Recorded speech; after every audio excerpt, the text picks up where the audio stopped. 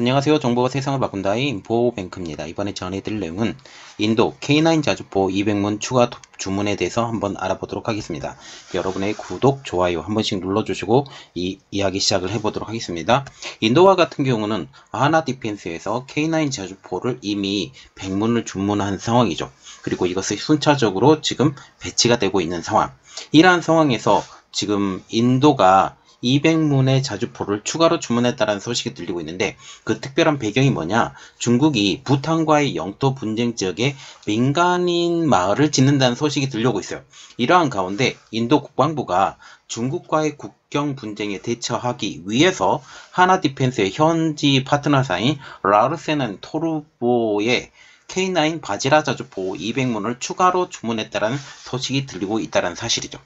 중국과 부탄의 영토 분쟁은 곧 인도와의 영토 분쟁도 일으킬 수 있는 가능성이 더욱더 크게 내포되고 있기 때문에 이를 대비한 자주포 도입으로 보인다는 사실입니다. 자, 그래서 이번에 알아볼 내용, 인도 K9 자주포 200문 추가 주문입니다. 자, 지금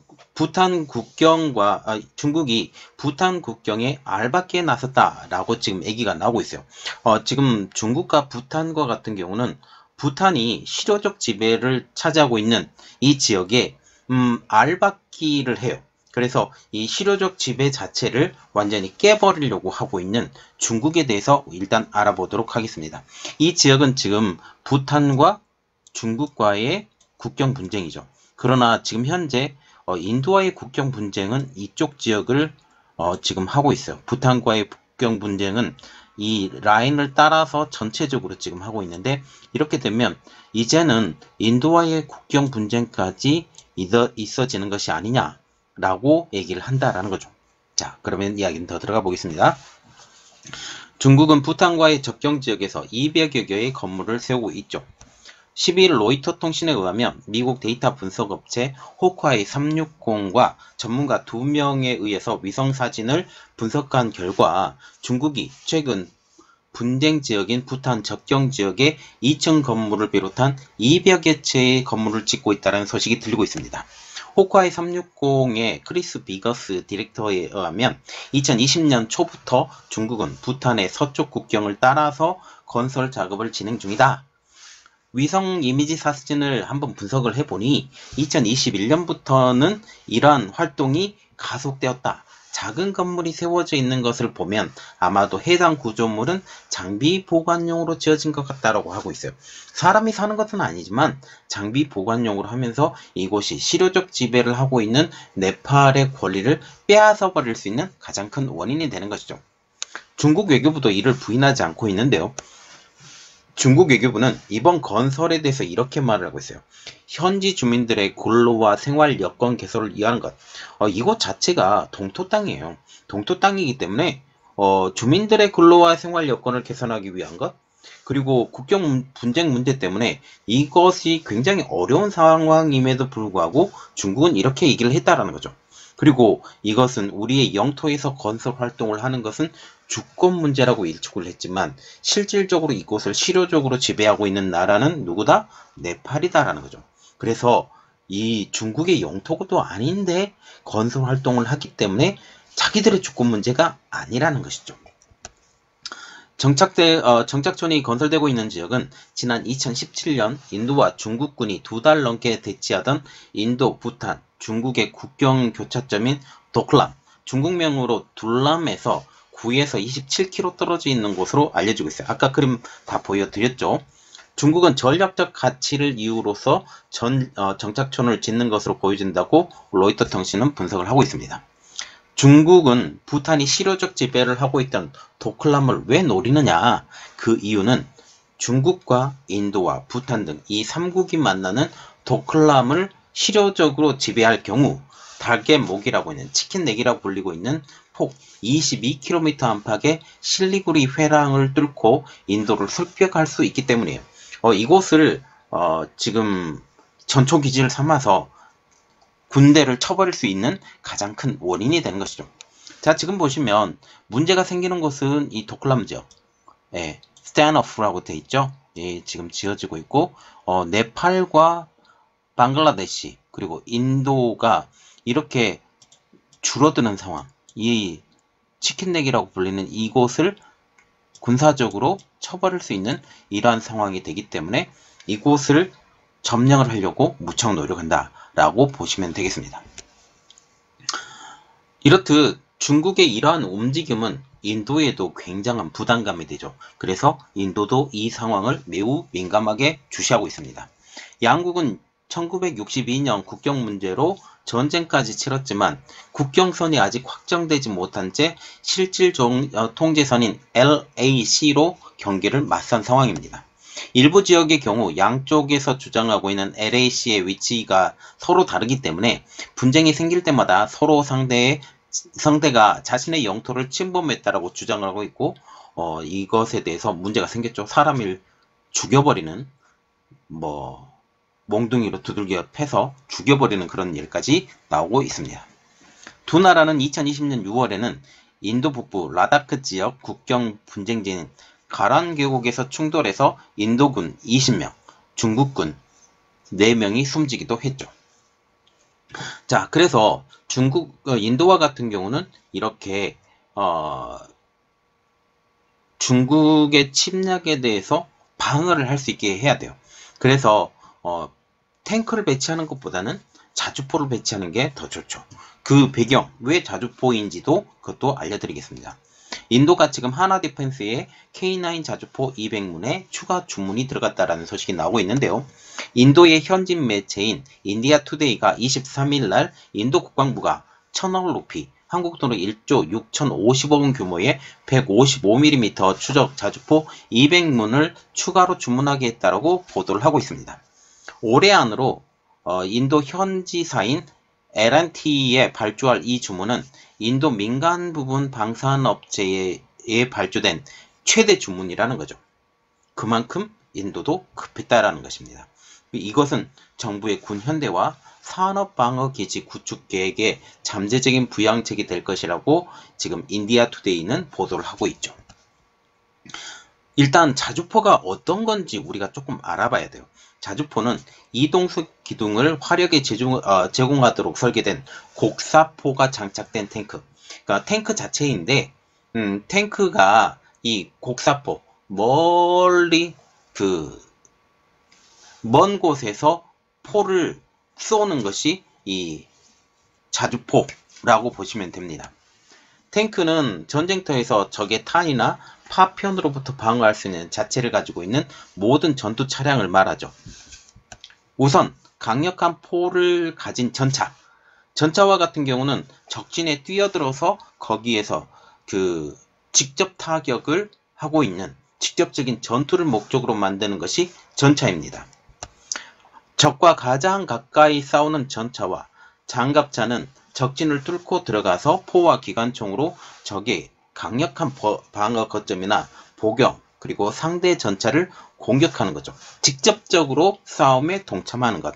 그러나 지금 장갑차와 자주포와 같은 경우는 다른 내용이죠. 먼 곳에서 화력 지원을 해주는 게 자주포입니다. 자주포는 그 이름에서도 알다시피 스스로 움직일 수 있는 대포로서 후방에서 포 사격을 통해서 아군을 지원하는 임무를 수행하는 것이 자주포입니다. 이렇듯 자주포는 기존의 야포에서 발전된 형태인데요. 우리가 흔히 부르는 야포, 대포로 부르는 무기는 포탄을 날려서 보낼 수 있는 사정거리가 길고 큰 파괴력을 갖는 강력한 포탄을 사용할 수 있죠. 그러나 혼자서는 움직일 수 없어요. 대포와 야포와 같은 경우는 차량이나 아니면 옛날 시대에는 마차가 끌어줘야 되는 단점을 가지고 있었죠. 이 대포나 야포의 단점을 개량한 것이 자주포입니다. 전차 혹은 탱크들이 적진 한가운데로 뛰어들 때 후방에서 적의 포대를 가격할 목적으로 이 야포들이 전차를 따라다니면서 도와줘야 되는데요. 이게 옛날의 야포예요. 지금 보시면 이 바퀴가 달리고 여기 걸쇠가 있죠. 걸쇠가 있으면서 차량 뒤에 걸어서 끌고 다니면서 이것을 탄창을 만들고 탄창을 해서 발사를 했었던 것이 이게 야포라는 거죠. 그러나 전장은 굉장히 빨리 움직여야 되죠.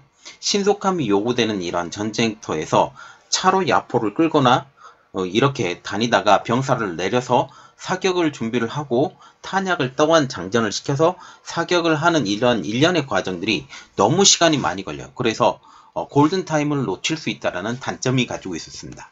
따라서 포를 끌고 다닐 필요 없이 궤도 차량을 설치해서 스스로 움직일 수 있게 만든 것이 바로 자주포입니다. 지금 자주포와 같은 경우는 두 가지 형태로 나오고 있는데, 궤도 차량으로 굴러가는 자주포와 그리고 일반 트럭처럼 트럭에 싣고 다니는 자주포, 이 두 가지 형태로 지금 구성이 되죠. 그러나 지금 한국의 K9 자주포와 같은 경우는 궤도 차량에 설치되어 있는 자주포입니다.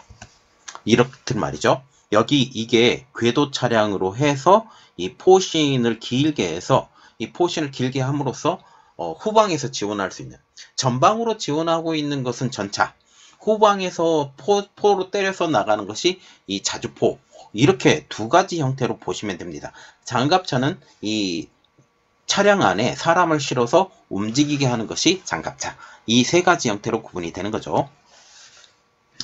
K9 자주포를 인도에서는 힌두어로 천둥이라는 뜻의 바지라를 붙여서 바지라 K9 자주포로 불립니다. K9 자주포는 무게 50톤의 포탄을 지금 50km 이상을 발사할 수 있는, 사정거리 50km까지 그 포탄을 날릴 수 있는 것이 K9 자주포예요. 인도의 L&T는 한국의 방산 업체인 하나디펜스와 협력을 해서 백문의 K9 바지라를 450억 루피, 한국 돈으로 약 7,222억 5천만 원에 납품한 바가 있습니다. 지난 2017년 5월 달에 계약을 체결을 했고, 100번째 포는 2021년 2월 달에 최종 인도가 되죠. 그래서 이 인도되는 시점이 이제 끝나는 시점이에요. 백문이 이제 거의 대부분 다 만들어졌고, 이제 전해주기만 하면 돼요. 그리고 이번에 추가로 200문이 더 들어가는 거죠. 다만 이때의 거래는 인도 내의 제작, 즉 메이드 인 인디아의 형태로 이전이 되었습니다. 기술 이전도 됐고요. 5년 만인 올해 신규 주문된 자주포, 그래서 2017년도에 주문해서 5년에 걸쳐서 지금 100문의 자주포가 다 들어갔는데, 이번에 5년 만에 200문의 자주포가 지금 해서 내년까지 하지라에서 출시되기 시작을 해서 지금 2028년까지 이것도 한 5년에 걸쳐서 지금 자주포가 생산이 되고 이것이 실전 배치될 예정이라고 지금 보이고 있죠. 이번의 자주포는 이전의 자주포보다 개량된 형태, 특히 높은 해발 고도에서 잘 작동이 되도록 엔진 자체가 업그레이드가 됐습니다. 이러한 엔진이 업그레이드된 그 자주포를 지금 제공할 예정이라는 거죠. 중국과의 국경 분쟁인 히말라야 라다크 그리고 시킴 지역에 배치될 예정입니다. 자, 그래서 라다크 지역은 지금 어디에 있냐면 파키스탄과 인도 그리고 중국, 이 지역이 합쳐진 지역, 가랑 계곡으로 지금 이뤄지는 이 계곡이고요. 시킴 지역은 지금 방글라데시, 네팔, 인도가 지금 국경, 특히 중국과 인도의 국경인데 네팔하고 방글라데시의 이 사이에 낀 곳, 이곳에 대해서 국경 분쟁이 일어나는 지역이죠. 특별히 네팔과 같은 경우는 친중이 지금 되고 있는 중. 그리고 부탄과 같은 경우는 원래는 인도와 좀 가까웠었는데, 인도와 이제 좀 멀어지고 중국하고 지금 가까워지고 있는 중인데, 이것을 지금 이용을 해서 지금 알박기 하고 있는 중입니다. 이렇듯 200대의 자주포와 같은 이런 큰 주문이 국방부의 경연으로 열리는 육군 및 해방 시스템 전시회인 데프 엑스포 2022의 하이라이트가 될 것으로 보이고 있죠. 제12회 데프 엑스포는 오는 3월 10일부터 13일까지 구자라트주 칸디나가르에서 개최가 됩니다. 또한 이는 나렌드라 모디 총리의 고향을 방위 산업의 중심지로 만들려고 하는 인도 정부의 움직임과도 일맥상통하죠. 지난해까지만 해도 육군은 K9 자주포를 소수만 주문할 계획이었어요. 그래서 100문으로 끝내려고 했었거든요. 그런데 최근 거대한 10개 연대의 규모로 이 자주포 규모를 키웠죠. 그래서 200문이 더 주문이 됩니다. 이는 2020년 5월 동부 라다크에서 시작되었던 중국의 군사 배치 문제 때문이에요. 지금 중국과 인도의 갈등이 점점 심해지면서 지금 인도와 같은 경우는 국방 예산을 더욱더 많이 쓰고 있는 상황. 특별히 지금 한국의 K9 자주포와 같은 경우는 간접 평가를 파키스탄과 인도군과 했었는데 이때 당시에 40대의 자주포가 완전히 깨지는 4대1, 그러니까 중국제 자주포가 40대였는데 한국 자주포가 10대만 가지고도 이 사거리 문제 때문에 완전히 그것은 다 깨지고 한국의 자주포는 한 대도 안 깨지는 그런 상황까지 있으면서 한국의 자주포에 대해서 이들이 더욱더 신뢰하기 시작합니다.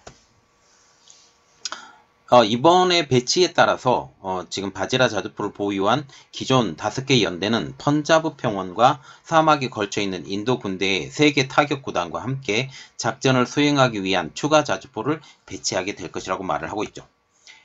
인도에서도 한국의 K9 자주포에 대해서도 긍정적으로 평가를 하고 있는데 K9 자주포가 중국과 국경을 접한 산악지역과 비슷한 자연 항공을 가지고 있기 때문에 이러한 한국에서 잘 작동되고 있기 때문에 더욱더 신뢰를 하는 것이죠. 인도군의 전 포병 사령관인 라비샹커 중장은 적어도 10개 이상의 자주포 연대를 가져야만이 우리는 국경 전체에서 중국을 대항할 방어력을 유지할 것이라고 주장을 하고 있습니다. 자, 이렇듯 자주포라는 것은 먼 사거리를 가지고 후방 타격, 그리고 특별히 자주포끼리의 타격을 할 수가 있고 공격을 오기 전에 선제 타격이 가능하기 때문에 이것도 되게 중요한 거죠.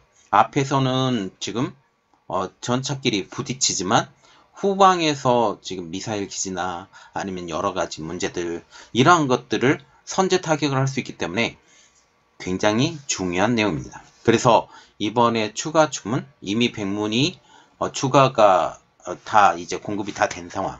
거의 대부분 공급이 됐고 이제 추가로 200문이 더 추가가 되면서 총 300문의 K9 자주포가 인도에 있게 될 것이다 라고 합니다. 이번 내용은 여기까지 하겠고요. 저희 내용이 여러분들에게 도움이 되셨다고 생각을 하시면 구독, 좋아요 그리고 알람 설정까지 부탁드리겠습니다.